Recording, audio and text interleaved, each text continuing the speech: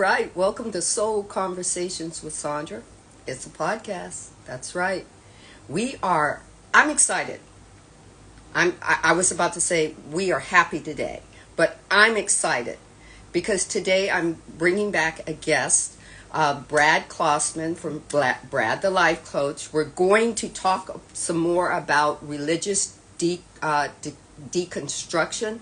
We're also going to talk about children who have to deconstruct from a lot of religious dogmas, and we're going to talk a lot about just moving from religion, and also I want to ask him a question about spirituality.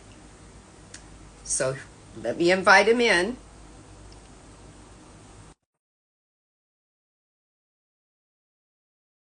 I'm so excited. I just can't hide it.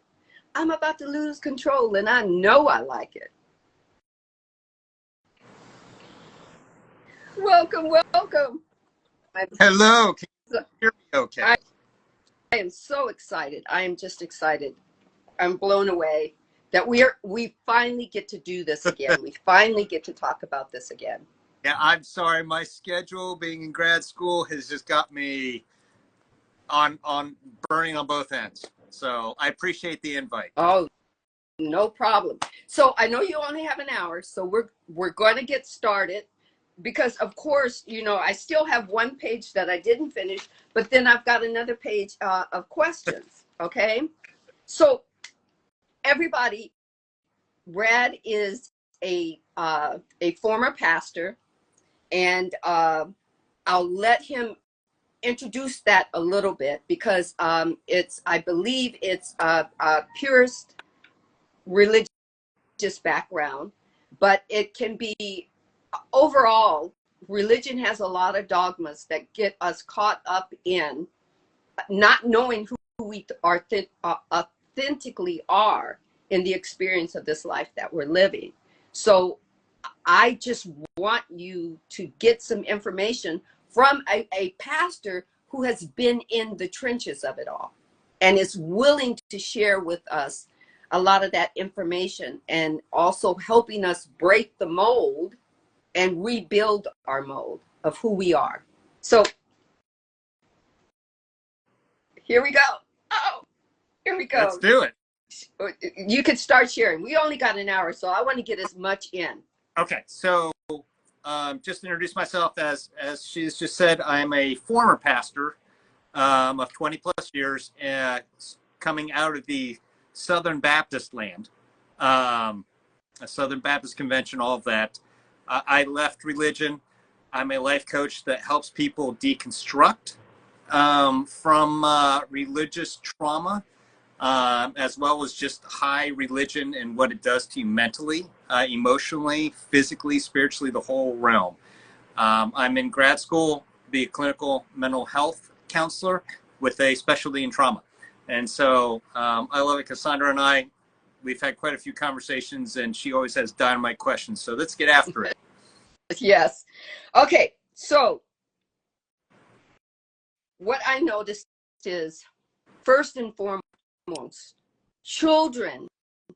Okay, you guys, I grew up Northern Baptist, totally different than Southern Baptist. All right.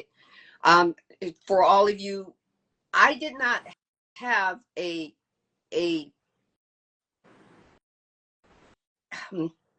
I did not have trauma in my religious background, guys, but I had a lot of embodying questions as a young child growing up in the 60s in a a environment of children should be seen and not heard.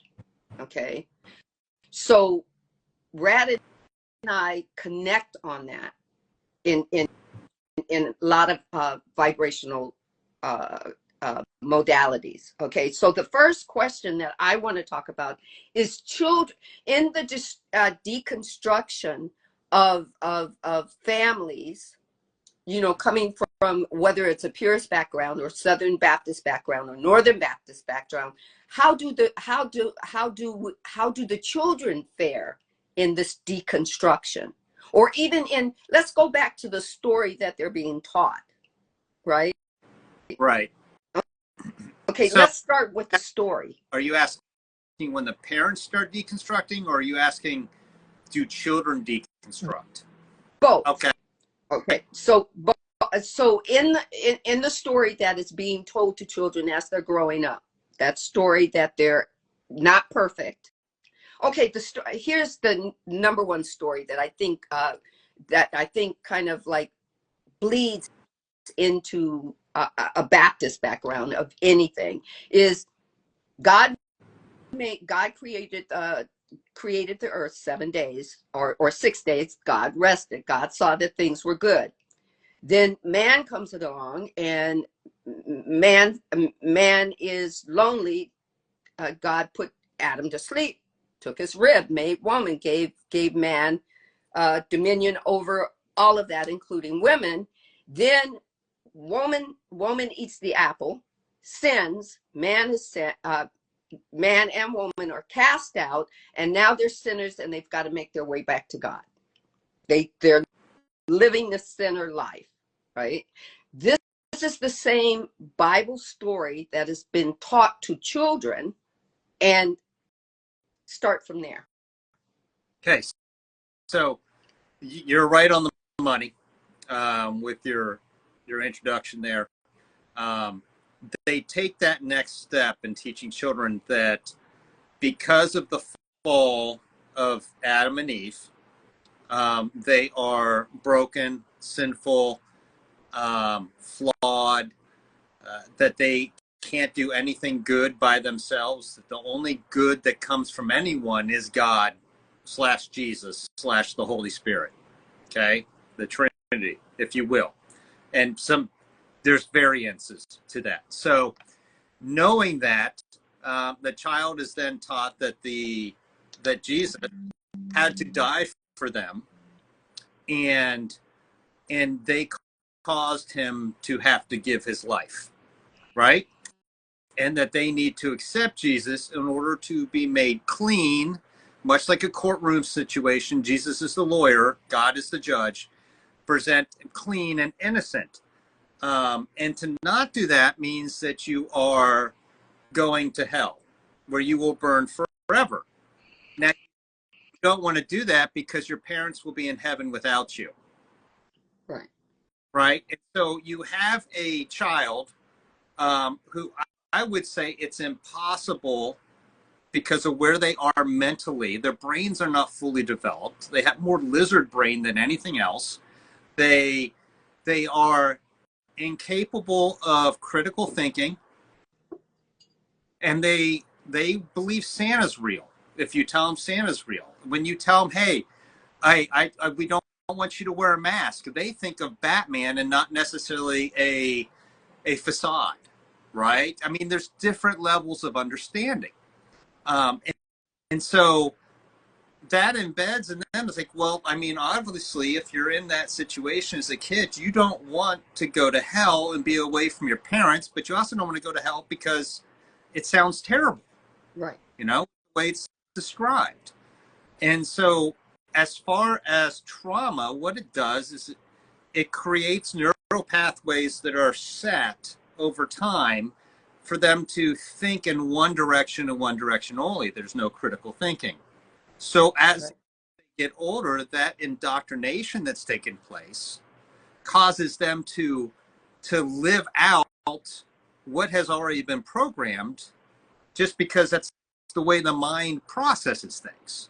Now, as parents that have come up through that and start deconstructing, it's a different challenge, right? Because most likely their brains are fully developed, and now it's like, okay, can we make inroads into critical thinking? Can we make new neurological designs in our brain? Sure, Right. but it takes time, and it's a lot of effort that a child can't put in. And so as a parent going through that, trying to rescue your child from that takes a lifetime. or a lot of time because you've already trained them to live one way, right? Right.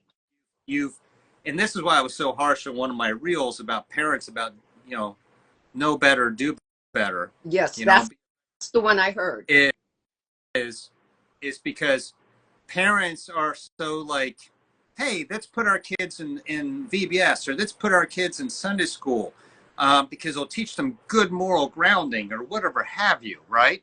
But they don't actually understand, nor do a lot of them research of where the brain capacity or developmental process is for each child and where they're at age-wise, and the effects that those teachings will have upon the child, and long term, the causation that comes out of it. See, the children aren't necessarily making their own choices in indoctrination. Right. And that's why when you see statistically, and Pew Research and stuff like that, there's a significant drop off if someone's introduced to Jesus after 18, 19 years old, a significant drop off to whether or not they'll even attend or be part of the church, because they've started the process of critical thinking. So as a church, as a former pastor, the idea and the desire was, hey, let's get the children in early, and that will keep them, right? Right. Of course, we wrap it up in, pastors have wrapped it up in, hey, it's all about salvation, it's about saving them from hell. But really, it's the longevity of church, right? It's the functionality of church. And what you see is, I used to see 30-somethings with children come back to the church, even though they had left, and put their kids in Sunday school because that's what happened to them, and that's just what they thought was a natural process and should happen, and they didn't want their kids to go to hell, even if they didn't believe in hell. Right. Right? It's because of that indoctrination. Right. So, yes, kind of wrapping it up, and I'm sorry, I've kind of gone on a little bit more of a tangent, is there is significant harm to children, not only in religions, but you see this in other facets of society. And I'm not just saying Southern Baptist, I'm talking about religions across the board. Anytime you put a child in an indoctrinational situation, you are doing them harm.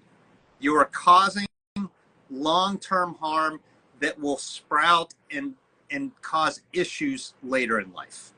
And that's right. just religions. You see that in society, right? You see the indoctrination through politics. You see it and everything like that. If you put a child in a situation, you're grooming that child to be that way, whatever the situation you put them in. Right. Exactly. Because when I remember, and I know you love my mom's stories, but I think during the summers, my mom would always, let us go to Bible study. There'd be like at least a 2-week Bible study. Mm-hmm. or whatnot. But there was one summer where, hey, we were just having a good time. We were out when the sun came up, and we just played all day long. And my mother had a neighbor next door who was a Jehovah's Witness.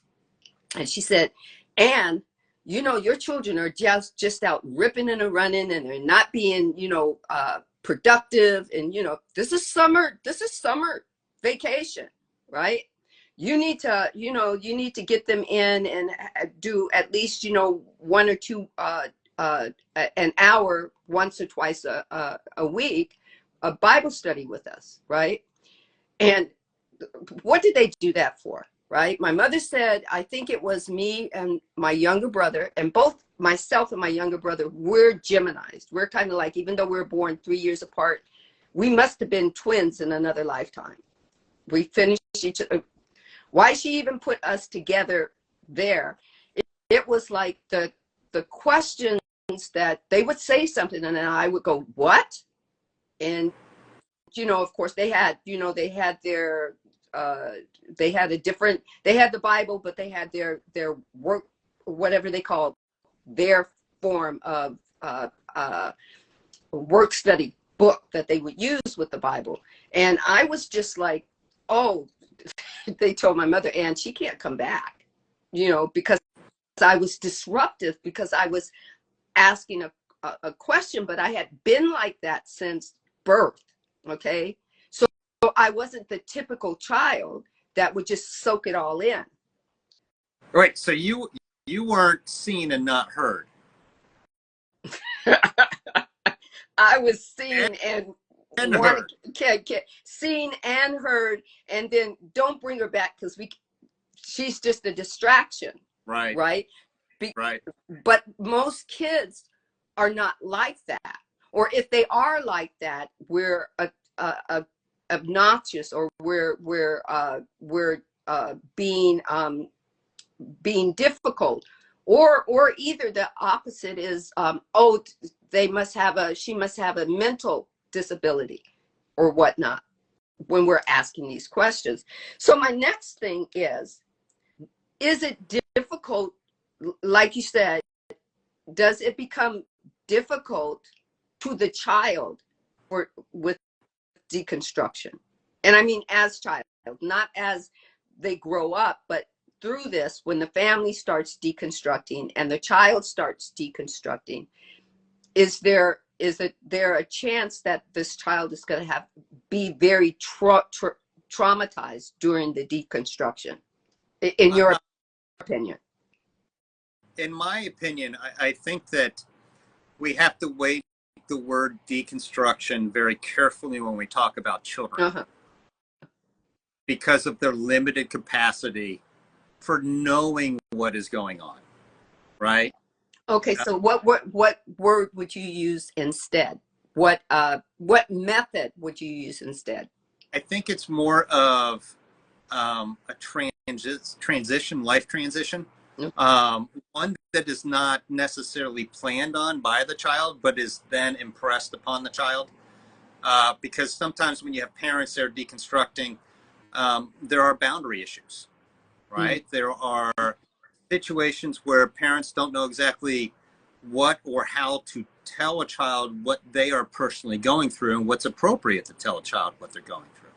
Right? Okay. And so I think that in that transition with the other life cycle transitions that children are going through, depending upon their age, it is difficult for a child to grasp what is going on. Okay. Right.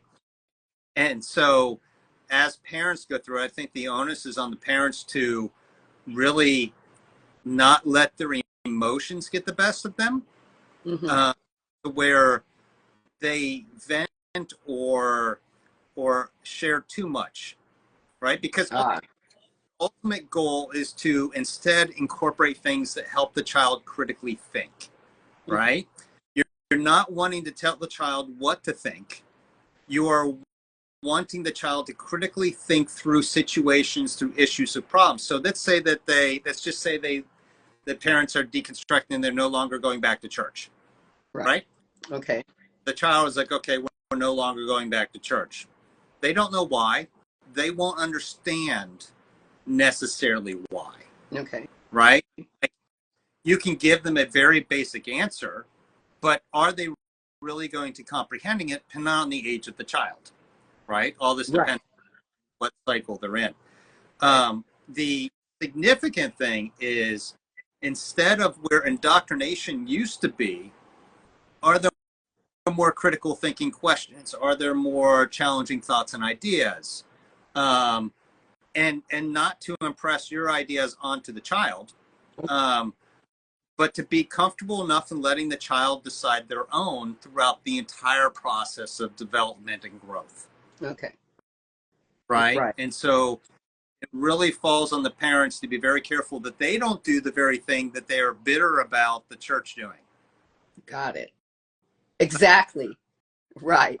Exactly. Which is a lot of in my spirituality move to, I would see a lot of attributes of the church or religion being practiced in what we call spirituality. Now it's a one-to-one with God. It's non-denominational, but then there would be these guidelines. Like my thing is, it took me and it's still taking me a very long time to associate with the word or the label sacred, because in religion, sacred is about being holier than thou, and if you're only certain people got to be sacred or called upon, or they're or the chosen few, or that kind of thing, and sacredness gave boundaries, and me as a kid, even as an adult, I didn't like to be bound. Right. Well, you've heard my story. Yep. And my mother and grandmother, so it's like I don't like to be, I like being liberated. I grew up not knowing the term liberated for my mother and my grandmother, but I was very liberated in that thought thinking. So and before we go, I want to ask you a personal question. When you deconstructed, or through your deconstruction, did you find a different way to have a relationship with God or the divine, or did you just move away from it altogether? At the beginning of my deconstruction process, I needed to totally separate myself from anything spiritual. And I think that is because of the trauma. It's because of the blurry line. I was unable to find myself within any kind of spirituality at that time, right? Because everything to me, being a former pastor, being raised in church, going to seminary, Christian college, all that, I literally didn't know who I was outside of that. And so I needed to find that core outside of what I was told I was to be, right? By this indoctrination. And so in the beginning process, I instead researched all of the questions I've ever had that was never allowed to ask. And so I read things I wasn't allowed to read. I dove into, hey, let's look at the manuscripts. Let's look at all these kinds of things that don't make sense. And so I dove into that and separated myself from anything that was not mentally or not mental growth. So I wasn't focused on healing myself spiritually, let's say, or, I had to focus on me emotionally, mentally, physically. I had to just repair. Right. Okay. So, but everybody does it different, right? Everybody deconstructs differently. Some of my clients are, hey, I'm staying in church, but I'm deconstructing while I'm staying in church. I'm just switching denominations because this makes more sense. Okay, fine. That was going to be my next question. Yeah, right. Everybody does it differently. There's no shame to any of that. There's no right or wrong way with whether or not you stay in spirituality or you leave spirituality or whatever you do, because you ultimately will find out what you need, right? And what you believe and what you don't believe, but as long as you have the freedom to do that, in whatever situation you're in, that's the important part for me. Right. Okay. So I love the way I put this in quotes, because I love the way you structured the sentence. Deconstruction can be like a black hole. Can you? Well, we all know what we're told through science fiction and science, that a black hole sucks light in. So let's go with that. Yeah. When I can speak personally on this, so this is just my personal take, but walking away from being a pastor uh, after 20 plus years, walking away from my complete identity, right? Leaving behind what I grew up from a small child believing and doing. It is like throwing yourself into a black hole. There is, at first you're like, there is no light, right? Right. There's no hope. There's, who am I? I don't even know who I am. It's like this darkness, if you will. It's like, I don't know what I like, what I don't like. I don't know what I believe, what I don't believe. I don't even know what I want to believe. And so there's like this huge void. Right. You're looking for any kind of footing or anything or a ray of light to kind of say, okay, I can at least cling on to that. And that kind of deconstruction, which a lot of people go through, and the reason they go through it is because they've lost a community as well, right? It's not only yourself, but you've lost a community. And then you've been told your whole life, or at least some part of your life in religion, that there's no such thing good outside of this religion, so-called religion, right? Right. This religion's good. This is what makes you moral. This is what makes you a good human, which I totally disagree with right now, right? So if you need a book to tell you how to be shaking my head at everything that you've listed right there is everything that I heard. Like I said, whether it's Southern Baptist or Northern Baptist is what I've heard in a lot of sermons. You know, even though I'm a kid, I was taking it in and kind of going, what? You know, really? You know, and just listening to everybody just rock back and forth and listen to it. And, you know, they're sucking it in. And detaching yourself from it, like totally detaching yourself from it, which is challenging depending upon, you know, like the neural pathways we talked about in the brain, or family, or whatever. Totally detaching yourself from it and healing that trauma that you didn't know was there, but you always felt it. Right. You know, it wasn't sin, it wasn't something else. It was trauma. It kind of leaves you like you're floating around in space until you have certain, I guess you could call it aha moments, if you will, or things start making sense because you start kind of breaking it down and seeing patterns. See, life is all about patterns, right? I agree. I mean, the whole makeup of this world, mathematically, there are patterns, right? And so life is all about patterns. If you watch humanity, you watch humans operate in patterns every single day that they just function in the same pattern over and over again. The ones that can break that pattern, that can realize they're functioning in a pattern and grow through that pattern and develop other kind of ways of operating, right? Those are the people that I would consider more enlightened, if you will. Those are the people that I would consider that see a bigger picture, you know? Right. It's all the little details that you're growing up having to look at within religion, right? And I'm not always talking just spiritually, but I'm also talking scientifically. I'm talking just as a human.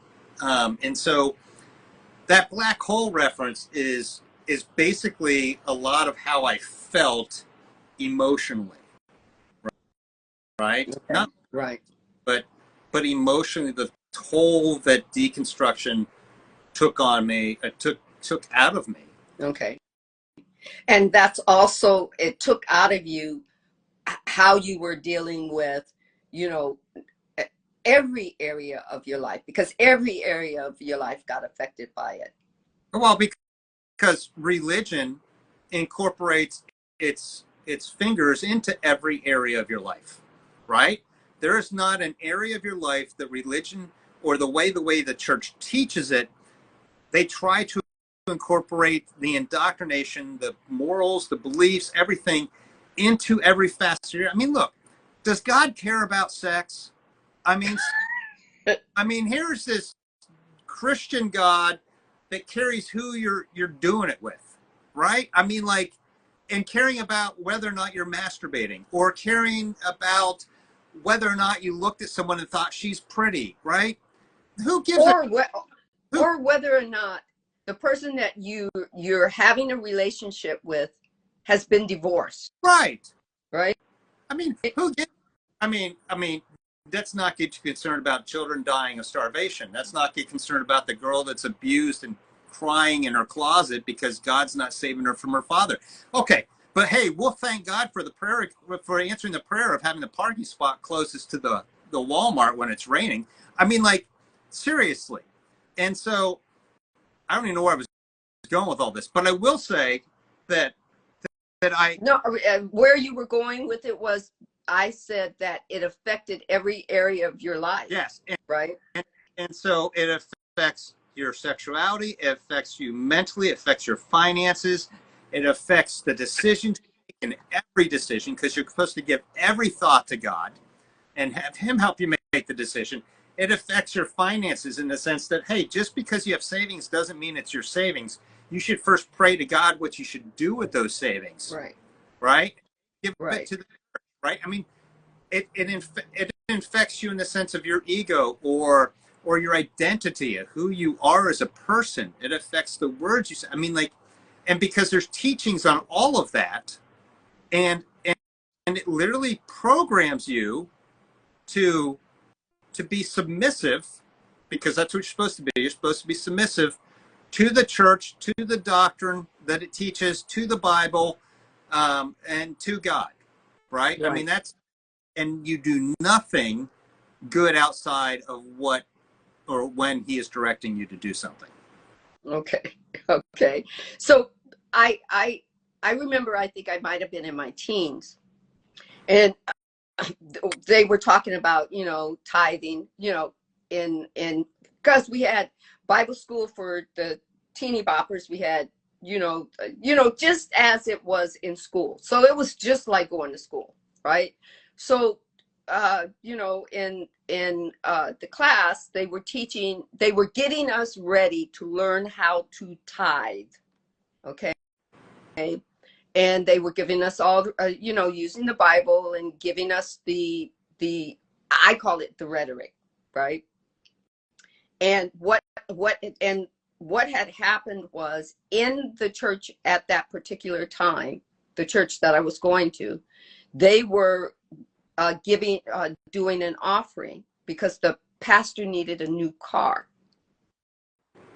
Okay. So they wanted you to it's already a tenth of your tithing, of you tithe, a tenth of your, I think it was a tenth at back then of your, but they wanted you to up it 5%, depending on what you're making. Okay. So that the 5% would go to help the pastor get a car.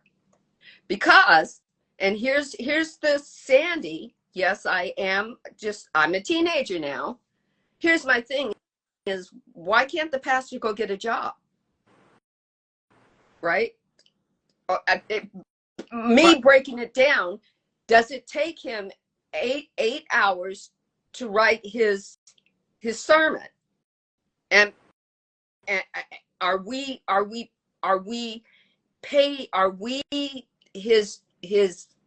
his flock that's paying his salary? And the answer that I got, very indignant answer, was yes. That's, if you want to view it that way, yes, that's what it is. The pastor is supposed to be here we're supposed to support him. And I just went, that sounds kind of fucked up. And of course, I didn't hold back. I just said, that sounds fucked. And of course, at that time, they stopped calling my mom a long time ago. They just really did. It just didn't make sense. They'd say, okay, you need to leave. When you find yourself, you can come back. That means when you find your respect for the church, you come back. And I just told my mom, I said, I don't want to go back there. I don't feel that you need, if you want to give your tithe, if you want to give your money, that's fine. But I don't believe that you need to give any extra to a man who can afford to go out and buy his own car. And of course, my mom said, you know, she went, I never thought of it that way. Right?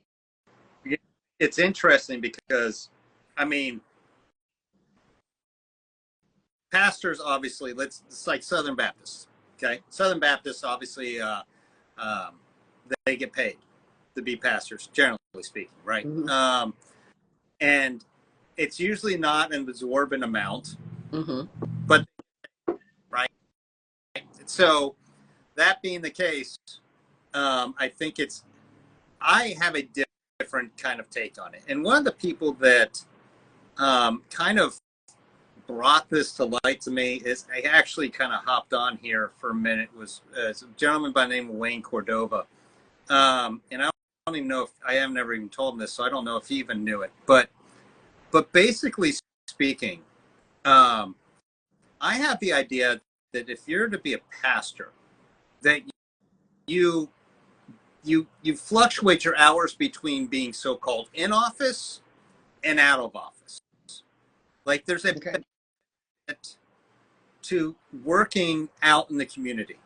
Like if you're really wanting to be out with the people, if you're really wanting to make a difference in people's lives, and if you're believing what Jesus told you,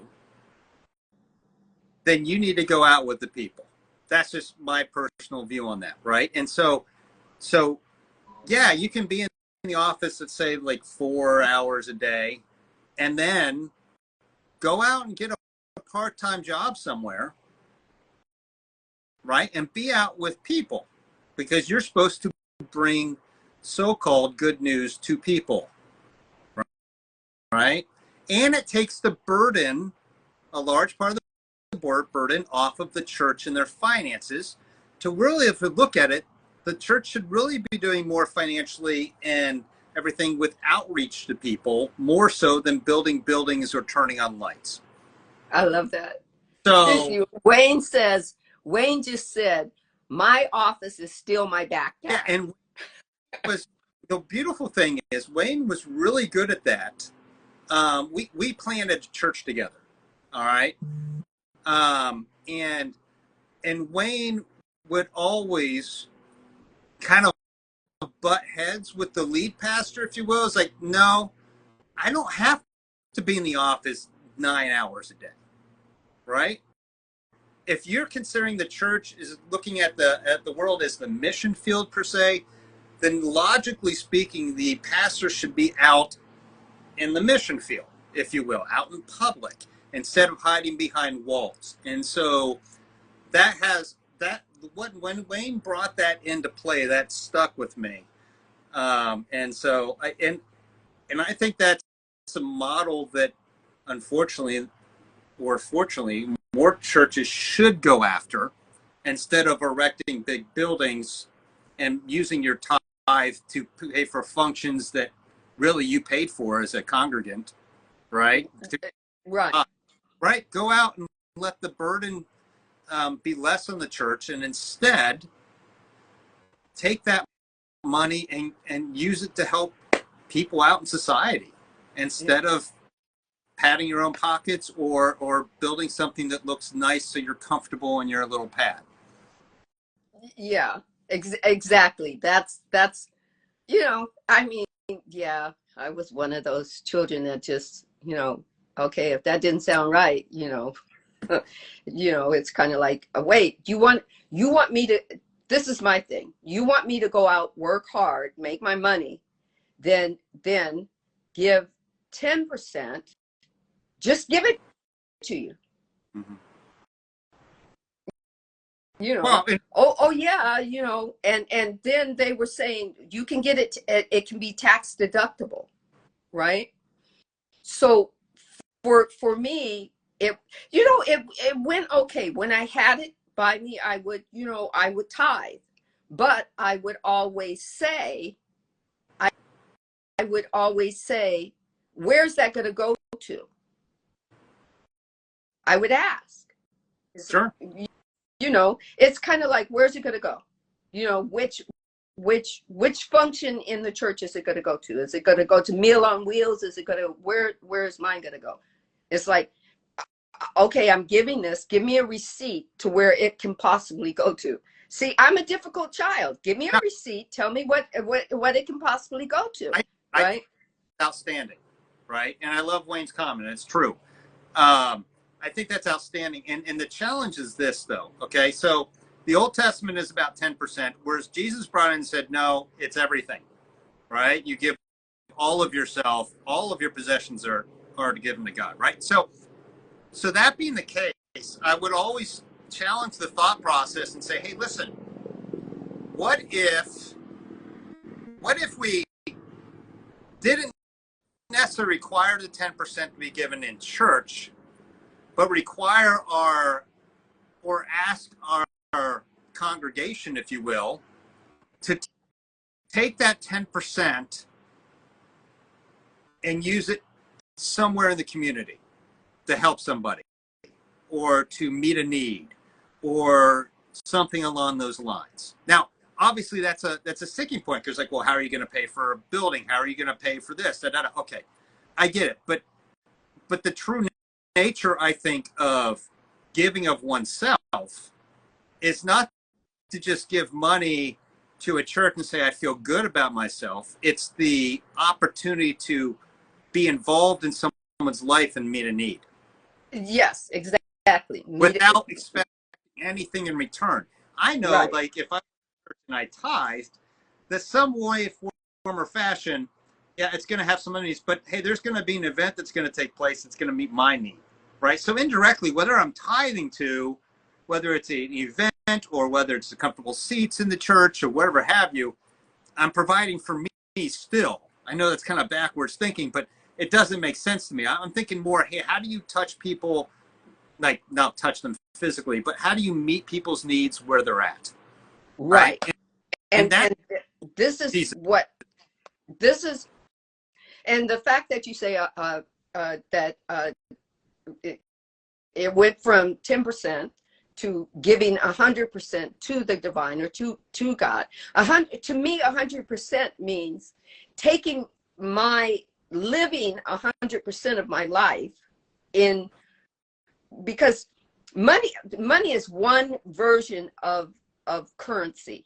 Right. Money is one version of currency. So however I'm living my life and utilizing my currency, whether it's giving of my time is currency, giving of dollar and cents is currency, giving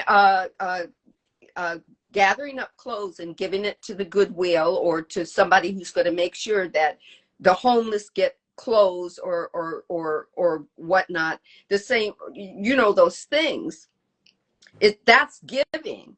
Then I'm not going to ask for a receipt because I know exactly what I'm doing, right? But me, when I sit in the seat at church and they pass the plate, two things: they will pass the plate, they will watch you, see if you put something in, they will pass it and go back around and make sure that plate comes back to you if you haven't put anything in. Not knowing if you even have $2 quarters to rub together, right? Yeah. Not knowing if all you have is 25 cents, you better put that in the plate, right? Yeah.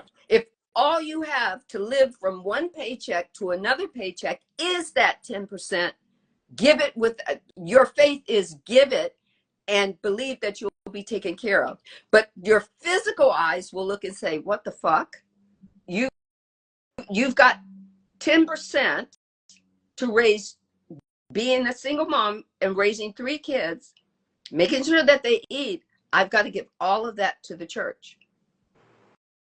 Yes, without them even thinking about it, without looking and seeing that they don't have a program that I can, you know, go and sit down and take my kids to eat, you know, when I'm between paychecks or between grocery, you know, buying groceries at the first of the month and not being able to buy anything and running out and having those last 3 days where we're eating toast.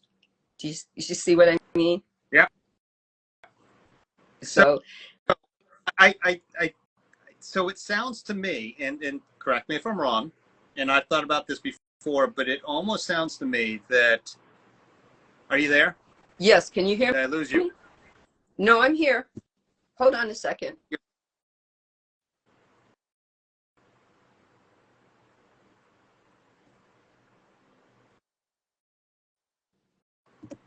Can you hear me? You good? Yeah, I'm good. Are you? Yeah. You're spinning a little bit, but can you still hear me? I can still hear you. Okay. Matter of fact, I was reading, Wayne had some good stuff, but go ahead and tell me what you were thinking. Well, first of all, Wayne is like, the very things that Wayne is talking about, is really, he took my Southern Baptist idea, and I went to we started a non-denominational church, and he turned everything I learned on my Southern Baptist on a head, when it came to outreach, right? And so everything Wayne's saying was like, yep, learn that from Wayne. But anyway, so it sounds to me like when you were talking, it almost sounds like when you're describing like the single mom with 3 kids supposed to give the 10%, all of that kind of stuff, right? It almost sounds to me like the church itself, indirectly or directly, continues to help keep people in poverty with that mindset. Yes. Is that accurate? Yes, that put it in the most simplest terminology. Yes, they keep you in the mindset of lack. Yeah. It doesn't ever help you get to the mindset of I can be abundant. I can be, I can take my finances and utilize them the way I need to, because by the time you get to church on Sunday, you're giving a 10% of whatever you made. And if you're making, diddly squat, you're giving them 10% of diddly squat so that you have nothing. Before right? tax. Yes. 10% before taxes. Yep. It's crazy. Right. So I know we're almost at the 10-minute mark. I did have another a question. The deconstruction loop. Can you tell us about that? Okay. So are you talking about the loop of what, full circle? Well, what you're saying, you made a statement or asked a question. Are you tired of staying in that same deconstruction loop? Can you get stuck in that? Oh, sure. As a matter of fact, I see people get stuck in different stages of that deconstruction loop. Case in point, some of the people that get the most followers are the people that are angry and stay angry all the time, right? Right. They get angry at church, or they get angry at the what they consider to be false teachings. They get angry at the spiritual abuse that they've suffered. They get angry at physical abuse. They get angry at a lot of things that say when it comes to religion. But if you start the deconstruction place and you never get past that anger, you're never going to heal, right? And it becomes not a broken record, but you find yourself wallowing around in the mud puddle, if you will, the same puddle over and over again, instead of taking that step forward to healing, what in all aspects of your life. And so what turns about is the very thing that people left the church for. They become huge proponents of railing against the church, and they may have some valid points, but they're trying to, and it's just careful, it's tricky, they're trying to indoctrinate other people to hate what they hate. Yes. And in doing that, you're really just the flip side of what you hate, right? Ah, You other side, right? And so you're stuck forever in that loop, right? You're okay. stuck in a circle, if you will. And you've really just exchanged one indoctrination for another one. Or another one. Yeah. Okay. Okay. I was thinking it was like that. Um, the word I was using was resisting. When you get stuck, resisting, having a fear of taking the next step further and resisting it, you just get stuck there. Well, if you get stuck there, then the only thing you can do is you can invite other people in to be fearful of the thing that you're trying to move from. Right. And if they're there with you, misery loves company, really, right?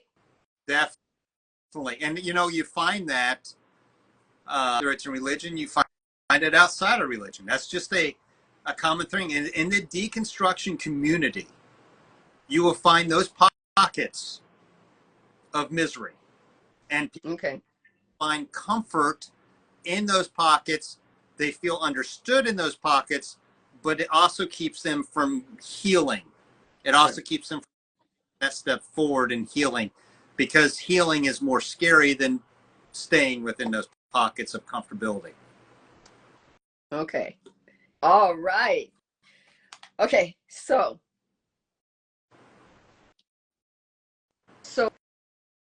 I'm going to use this last maybe five minutes for you to tell people where they can find you.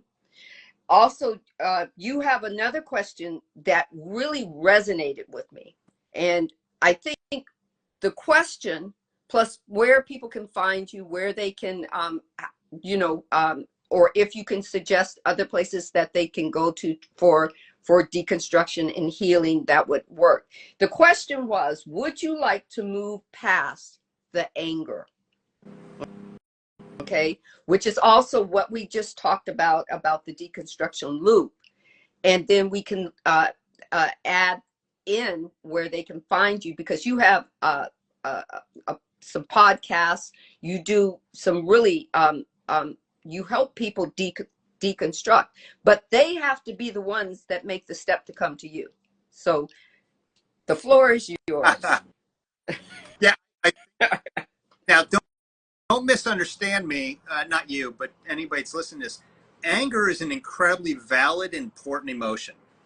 Okay, anger teaches us, and despite religion telling us never to be angry unless it's a righteous anger, right? Whatever the hell that is.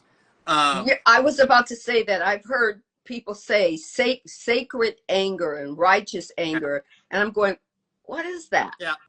You know? Oh, bullshit. Okay. Bullshit. So, um, anger is important.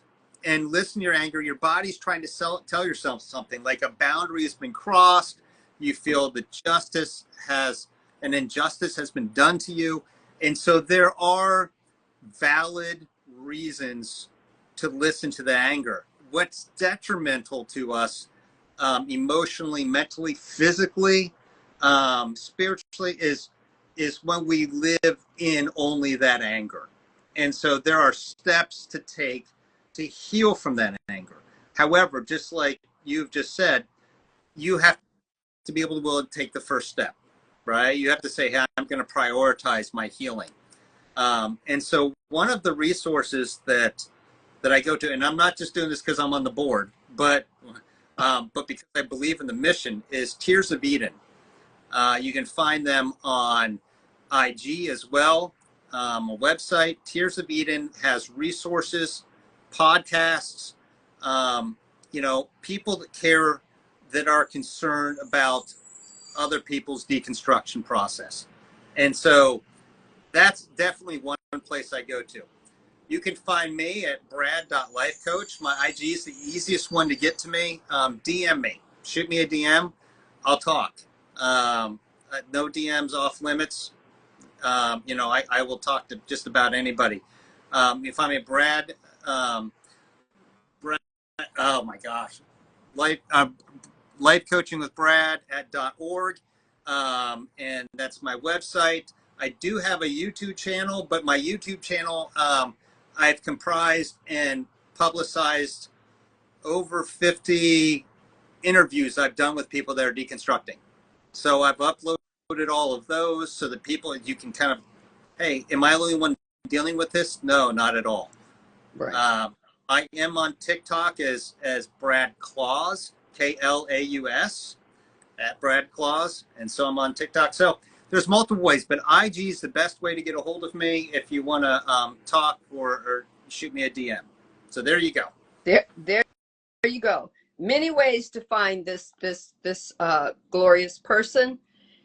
The thing about Sunstar, you asked, will this live be shared? Yes, this live will be shared. It will be supplied in my my Instagram, but it will also be available as soon as I load it up to my Spotify, so you can listen to it while you drive in the car. All right. It takes some time because I am the engineer on all my platforms. I'm the behind the scene, learning things as I go. So be patient with me. You know, I hope that this information serves you well. You're the only one that can decide what resonates for you and what doesn't. Brad is only the person that gives you the information. What you do with it is solely up to you, right? Solely. The divine, whatever you call your higher being, has given you free will for a purpose. The divine did not give you free will so that it can usurp you. It will assist you through people like Brad and myself and many other people who have come through this podcast now, that you can go back and you can see if somebody resonates with you, and you can do your own work, right? You can do your own work. The hardest part is going into the abyss of you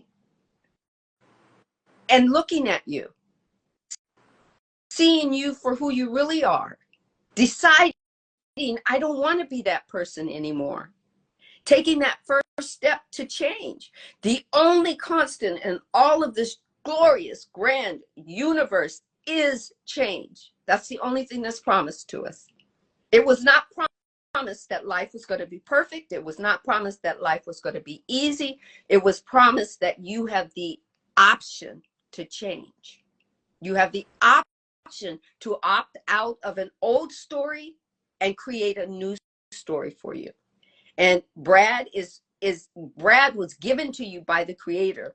He went through all that he went through to give you this information if you're going through it. So check him out. He said the easiest way to contact him is Brad the Life Coach in Instagram. He's offering you his DM. Click on the DM. Ask him a question. Thank you so much for joining. Brad, you know I gotta have you again, right? Yeah. You know it may take another month, guys, but you know, I have not. This is what I got, guys. I'm gonna tell you. And I still can't get through it all. And then I've added some more to it. All right. So all I can say is I am so thankful and grateful that you could make time to be here today, to share with us today. And I will list you as a collaborator on this. Thank you very much. Okay? Thank you so much for the invite. Love your work. Love everything you do. Thank you so much. Take care. Bye-bye.